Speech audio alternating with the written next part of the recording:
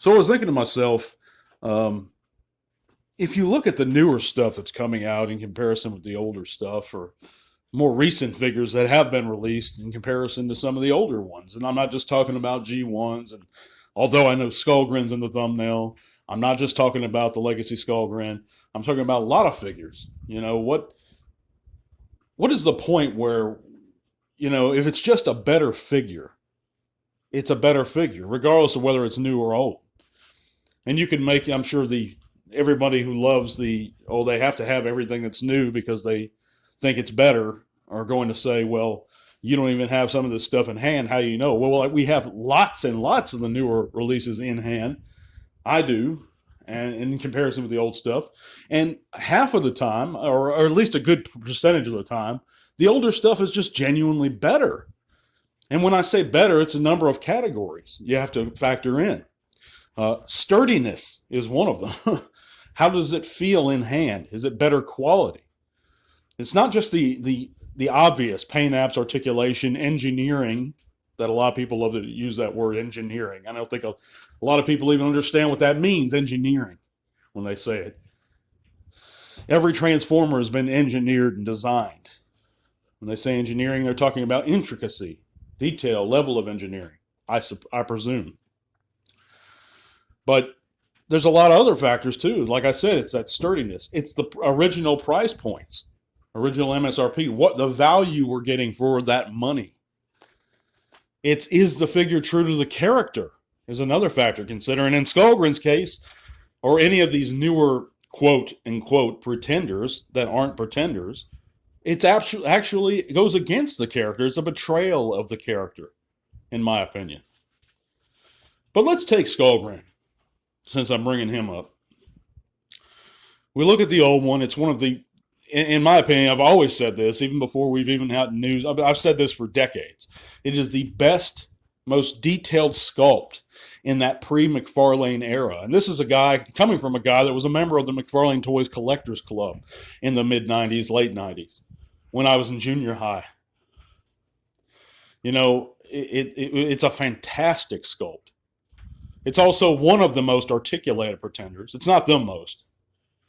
I know it's been said it's the most articulated pretender shell. It's not. Iguanus has 3 points of articulation. Also, there's a couple others, I think, that have 3 points of articulation. But regardless, he's an actual pretender. The new one's not. It doesn't even make sense, and I've made this point before, in world for him to be walking around with a visage or the likeness of his outer pretender shell. Because he's a robot in disguise. What would be the point of a robot walking around with a bull skull face, or whatever kind of creature he is? It makes very, very little sense in story-wise. And they haven't explained that because there's no obvious story for Legacy. Yet. There may be. They also are way more, no pun intended, I know it's funny because we're talking about pretenders here, but the newer stuff's usually more hollow. This is going to be no larger in height, this deluxe, in my opinion, than the original's inner robot. It's certainly not going to be sturdier. I mean, you could throw the original pretenders up against a dang wall, and most of the time, they're not going to break. You try that with a new figure, it's going to shatter into a million pieces. But it's not just about Skullgrin. Iguanus, I can make the same argument. It was the betrayal of the character. It makes no sense. This is also coming from a guy who bought and owned the original G1 Pretenders when he was a child. When I was 7 or 8. It just doesn't make sense. But it's not just, in a lot of cases, the newer figures are better. I'm not just trying to down on the new stuff. What Hasbro's done, by and large, has been a great job. If we look at the Legacy Cybertron Metroplex, for certain it's an upgrade over the original. For certain. If we look at the Commander Class Rodimus, if you're comparing that to the G1, for certain it's better than the G1. But the G1 still has its own charms.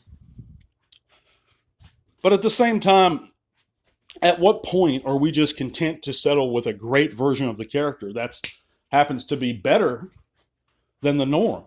I mean, happens to be better than the new thing that's coming out. Well, I'd like to see what you guys think. Let me know in those comments if you're coming to us from YouTube, if you're listening in on YouTube. And by the way, you can click those various links in those comments or in the description below to take you to all kinds of cool stuff. And I'd really appreciate it, guys, if you would consider supporting the podcast on Patreon. If you enjoy my work in any way, it's $3 a month. There's a great perk involved, but you'd also have my everlasting gratitude and my thanks. But yeah, getting back on topic, I just, I appreciate you guys coming in today and listening on this Monday. I hope you get your work week started off right. But, this is a subject that's very touchy for a lot of people. I know a lot of people but I'm just being honest about it, and giving you my opinion on this matter. And a lot of time to me, the newer stuff is not better than some of the older figures. And I don't even want to go into the Legacy versus Titans Return Blitzwing argument. But, because I've touched on that a few times recently. But there's so many examples. And I am under the impression if you cannot redo a figure correctly, what's the point? The Transmetal 2 Legacy Dragon Megatron's another one. To me, if we take a look at both figures, and I bought the original G2 Transmetal 2 Beast Wars figure years ago when it came out. It was a fantastic figure. It had this back metal on it, had great action features, firing missiles, had a lever on his back where you can move his neck, his jaw open. His likeness in the cartoon was very close to the screen accuracy. Not as much, maybe not as much as the newer one. But it was larger than the newer one. The MSRP was it was way less than the newer one. It was about $20 less because I want to say it was $30 at the time. Newer one's $50. It's smaller. There's no VAG metal. There's no action features that I'm aware of other than and that's not really an action feature to have the blast effect. Although I do like that. But I like the figure in general much less than I thought I would. I thought I was going to be all on board for it, but I looked at it real close. It's like it's not that much of an improvement over the original. And then we look at the Legacy G2 Laser Prime. That's the same thing. The original was way better. Sturdier. Just as articulate. It had cool features. It had, the recolor into the IRD Scourge had chrome. But it lit up. The gun lit up. The headlights lit up. It had firing missiles. It was just as articulated almost. But that was one of the most sturdy Transformers you'd ever get. This new one, it doesn't even compare. The sculpt's not that much better, if at all. I don't think it's better at all. So where do we draw the line, guys, and just say, well, you know what? I'm happy with the figure we have. And I think on a lot of these figures, that's what I'm doing personally. I'm just being content. Because the newer stuff's not always better to me. And if it's not better, why do we continue to throw money into something? For figures that are obviously, we need an upgrade, we truly do. Like a Sludge, the leader class Sludge. We had a little dinky one from Power of the Primes. We need an upgrade for him. And so, but it's just not always the case. But let me know what you guys think. We're going to be back on Friday, guys. Thanks for listening in. God bless, and to all are one.